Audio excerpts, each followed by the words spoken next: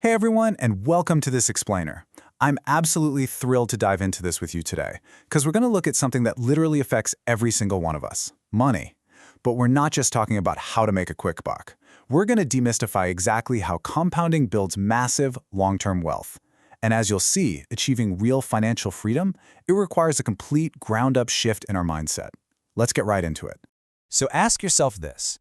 Why is it that some people manage to become wealthy on totally ordinary average salaries, while others pull in millions but still constantly struggle to make ends meet? Naturally, we just assume the secret ingredient is intelligence, right? Or maybe a fancy financial education. But what if I told you there is no way it's about how much you know? It's actually entirely about behavioral psychology and time. Okay, to really understand this, we need to establish a massive paradigm shift right out of the gate.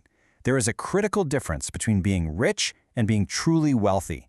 Being rich, that just means you have a high current income. You know, when you see someone driving a $100,000 car or living in a giant mansion, they're rich. It's visible, you can see it. But wealth? Wealth is hidden. Wealth is the nice cars you decided not to buy. It's the first-class upgrades you declined. It's unspent money that gives you options, flexibility, and financial assets that haven't just been converted into stuff. To bring this to life, let's contrast the stories of two very, very different men. On one hand, you have this wildly successful tech executive, a certified genius. He patented key Wi-Fi components in his 20s, sold several companies, and made an absolute fortune. But, driven by pure greed and this burning desire to show off his riches, he literally went bankrupt. On the other hand, we have Ronald Read. Now, Ronald was a humble janitor who lived an extremely modest life. But here's the crazy part. When Ronald passed away, he left behind an $8 million net worth. He even gave millions away to his local hospital and library. I mean, how on earth does a janitor completely outperform a tech genius? Well, it wasn't a lottery win, for sure. Reed simply saved what little he could, he invested it, and he waited for decades.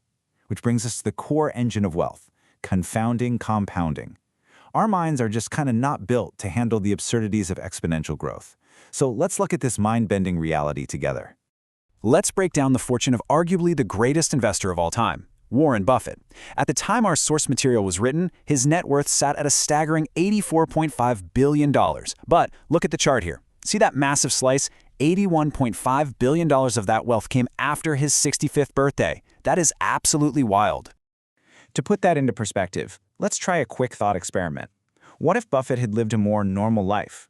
Say he spent his 20s exploring the world, started investing with just $25,000 at age 30, still earned his incredible 22% annual returns, but decided to retire at age 60 to play golf.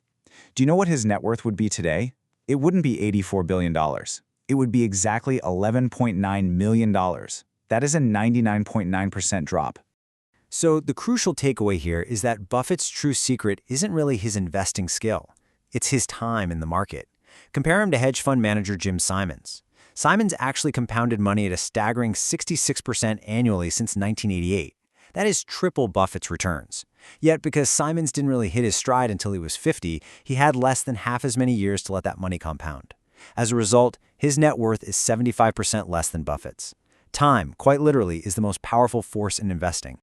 This whole concept brilliantly illustrates the Ice Age metaphor from the source material. You see, you don't need tremendous force to create tremendous results. Think about it like a cool summer that leaves behind just a tiny, tiny layer of snow. That snow reflects sunlight, which cools the earth a little bit more for the next winter, creating more snow, and the cycle just loops. A little growth, serving as the fuel for future growth, creates logic-defying, totally unstoppable results over time. Now, getting wealthy is one thing, but staying wealthy is something else entirely. Good investing isn't necessarily about making brilliant decisions all the time. It's mostly about consistently not screwing up. Survival is the absolute cornerstone of this whole strategy. Look, there are a million ways to get rich, but there is really only one way to stay wealthy. You need a combination of frugality and extreme paranoia. Getting rich and staying wealthy are two completely different skill sets, and staying wealthy demands that you survive over the long haul without wiping yourself out.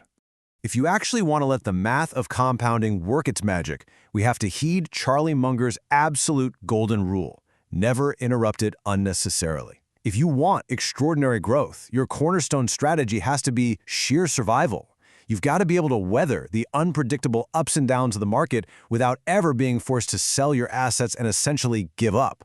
And if you don't believe me, this table proves exactly why survival and consistency matter so much more than timing. We've got 3 hypothetical investors here, each putting away $1 a month from 1900 to 2019.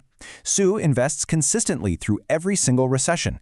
Jim panics and sells during the recessions. And Tom, well, he waits a few months after the recessions to feel safe again before buying back in. The result? Sue completely crushed Jim and Tom. By simply keeping her cool during the times everyone else went crazy, she won by an absolute mile. But surviving means you have to pay the toll. Market volatility, recessions, 5% drops, these are the literal price of admission for wealth. You really must view this volatility as a regular fee, not a fine. Think about it. A fine means you did something wrong and you should avoid it. A fee? That's just the price you pay for a ticket to ride a really great attraction. The massive reward of compounding isn't free, and volatility is the bill you'll get in the mail. So how do we actually build this survival mindset so we can pay that fee? First, aim to be financially unbreakable. Keep cash on hand during bull markets so that when a bear market inevitably hits, you are never forced to sell your stocks just to pay your bills.